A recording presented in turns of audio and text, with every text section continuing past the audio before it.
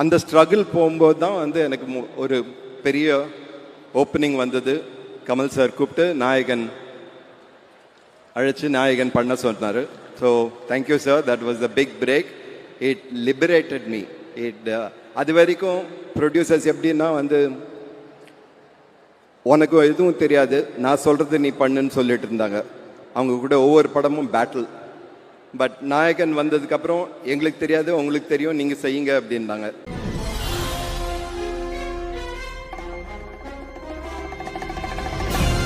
Okay, so அடுத்ததாக வரப்போறவர் பற்றி சொல்லணும்னா, ஒரு இயக்குனரால் சினிமாவில் ஒரு உலகத்தை உருவாக்க முடியும். ஆனால் சினிமான்ற உலகத்தில் என்னவெல்லாம் உருவாக்க முடியும் அப்படின்றது இவர்கிட்ட நம்ம தான் கற்றுக்க முடியும். ஒரு விஷயத்தை எப்படி செய்யணும்னு சிலர் படித்து தெரிஞ்சுப்பாங்க, ஆனால் இவரோட படைப்புகளை பார்த்தே நிறைய தெரிஞ்சுக்கலாம் அப்படின்ற பல உதாரணத்தை நம்ம முன்னாடி படைத்திருக்கக்கூடிய ஒரு மாமனிதர். எஸ், ஒரு ஆக்ஷன் படம் பண்ணணும்னா இவரோட படம் தான் ரெஃபரன்ஸா எடுப்பாங்க. ஒரு லவ் படம் பண்ணணும்னா இவரோட படம் ரெஃபரன்ஸா எடுப்பாங்க. ஒரு பேட்ரியாட்டிசம் படம் இல்ல கேங்ஸ்டர் படம்னா எல்லாமே இவர் படத்தை தான் ரெஃபரன்ஸா எடுப்பாங்க. அப்படி சினிமால டைரக்ஷன் பண்ணணும்னு வரவங்களுக்கு சரியான டைரக்ஷனா இவர் வந்து அமைச்சு கொடுத்துட்டு இருக்காரு. தமிழ் சினிமாவுடைய தலை சிறந்த இயக்குனர் அப்படின்ற மாதிரி ஃபிலிம் பை மணிரத்னம் அப்படின்ற அந்த வார்த்தையை பார்த்தாலே அப்பேற்பட்ட ஒரு சந்தோஷம் வரும். இத்தனை ஆண்டுகளாக எங்களை இவ்வளவு கத்துக் கொடுத்த, எங்களை இவ்வளவு ரசிக்க வச்ச, எங்க ரசனையை வளர்த்தின மணிரத்னம் சார் அவர்களை ஒரு மிகப்பெரிய மரியாதையுடன் கைத்தட்டலுடன் மேடைக்கு அழைக்கிறோம். Love you so much sir. எல்லாருக்கும் வணக்கம்.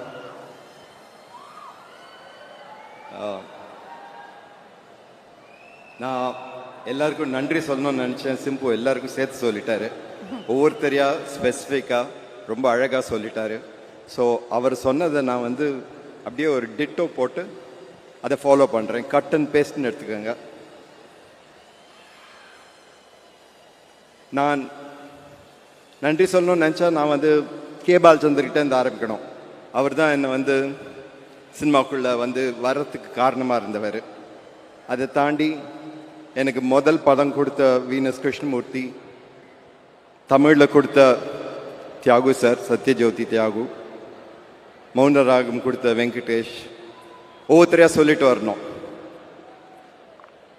ஸோ அது ரொம்ப நேரம் ஆகும். அதனால நான் வந்து ரெண்டு பேருக்கு மட்டும் இங்கே நன்றி சொல்ல ஆசைப்பட்றேன்.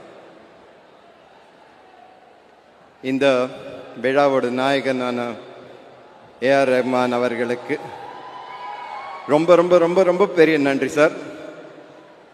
வந்து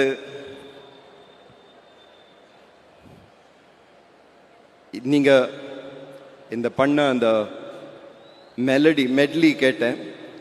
இவ்வளோ மியூசிக் கொடுத்துருக்கீங்க, எனக்கு ரொம்ப தேங்க்ஸ். அதுவும் இந்த படத்தில் வேற நான் சொல்லிட்டு வரேன். இப்போ வந்து சினிமாவில் ஃபுல் சாங்ஸாக வைக்கிறது கஷ்டமாக இருக்குது. அட்டென்ஷன் ஸ்பேன் ரொம்ப ஷார்ட்டாக இருக்குது.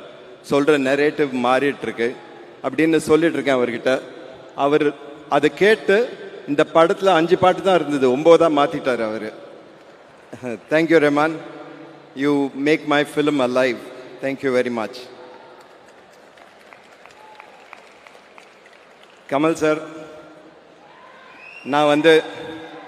நான் சினிமாக்குள்ளே வரணும்னு ஆசைப்பட்ட போது கமல் சார் வந்து பார்த்தேன். அவர் கூட கொஞ்சம் பேசினேன்.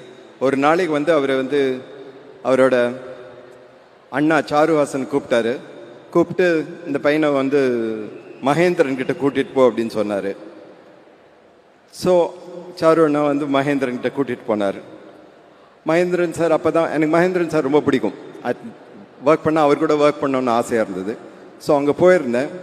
அவர் வந்து அப்போ தான் ஷூட்டிங்லேருந்து வந்திருந்தார். எங்கன்னா ஷிப்பில் ஷூட் பண்ணிட்டு வந்திருந்தார். சாருவாசன் போய் சொன்னார், இந்த மாதிரி இந்த பையன் அப்படின்னாரு. அவர் அதெல்லாம் விட்டுட்டு, நீங்கள் நான் ஷிப் ஷூட்டிங்லேருந்து வந்துருக்கேன், கொஞ்சம் பியர்லாம் கொண்டு வந்திருக்கேன், சாப்பிட்றீங்களா அவரை கேட்டார். 2 பேரும் உட்காந்து பியர் சாப்பிட ஆரம்பிச்சிட்டாங்க. எனக்கு வந்து அசிஸ்டன்ட் டைரக்டராக சான்ஸ் கொடுக்கல, பரவாயில்ல, பியர் சாப்பிடுவேன்னா கேட்கவே இல்லை அவங்க. அதான் ரொம்ப வருத்தம். நான் மகேந்திரன் சார் கிட்ட சொன்னேன், இப்படி பண்ணிட்டீங்களே சார்னு. அவர் சொன்னார், நான் பண்ணதுலேயே மிக நல்லது உனக்கு இது மட்டும்தான் அப்படின்னாரு. ஸோ திருப்பி கமல் சார்கிட்ட வந்தேன். அவர் வந்து ஒரு கையில் ஒரு புக்கு கொடுத்தாரு, ஒரு இங்கிலீஷ் புக்கு. இதை வந்து ஒரு வாரத்தில் ஒரு ஸ்க்ரீன் பிளேயை மாற்றி கொடு அப்படின்னாரு. நானும் ராஜா கிருஷ்ணமூர்த்தி கிட்டி 2 பேர்கிட்டையும் கொடுத்தாரு. ஸோ நாங்கள் போய் கிட்டி வந்து வேலை செஞ்சுட்டு இருந்தார் அவர் சோழா ஹோட்டலில். எனக்கு வேலை கிடையாது, அதனால 2-3 நாளில் முடிச்சுட்டு வந்து அவர்கிட்ட சொன்னேன் இந்த மாதிரி இது ரெடியாக இருக்குன்னு. அவர் வந்து நீங்கள் டைம் ஃபிக்ஸ் பண்ணி கொடுத்தாரு, பாரதி ராஜா கிட்ட போய் சொல்லு அப்படின்னாரு. நான் போய் பாரதி ராஜா கிட்ட இந்த கதை சொன்னேன், இந்த ஸ்க்ரீன் பிளே சொன்னேன். அவர் வந்து கேட்டுட்டு இன்னி வரைக்கும் வந்து அவர் என்னை கிண்டல் பண்ணுறாரு அந்த கதை சொன்னதுக்கு. வந்து நான் சொன்னது ஒரு எழுத்து அவருக்கு புரியாத மாதிரி நான் சொன்னேன், வேறு யாருமே இப்படி கதை சொன்னதில்லை அப்படின்னு சொன்னார். அப்போ தான் நினச்சேன், நான் வந்து வரணும்னா முட்டி மோதி நாமே வரணும். ஸோ அந்த அந்த ஸ்ட்ரகிள் போகும்போது தான் வந்து எனக்கு ஒரு பெரிய ஓப்பனிங் வந்தது. கமல் சார் கூப்பிட்டு அழைச்சி நாயகன் பண்ண சொன்னார். So thank you sir, that was the big break. It liberated me. அது வரைக்கும் ப்ரொடியூசர்ஸ் எப்படின்னா வந்து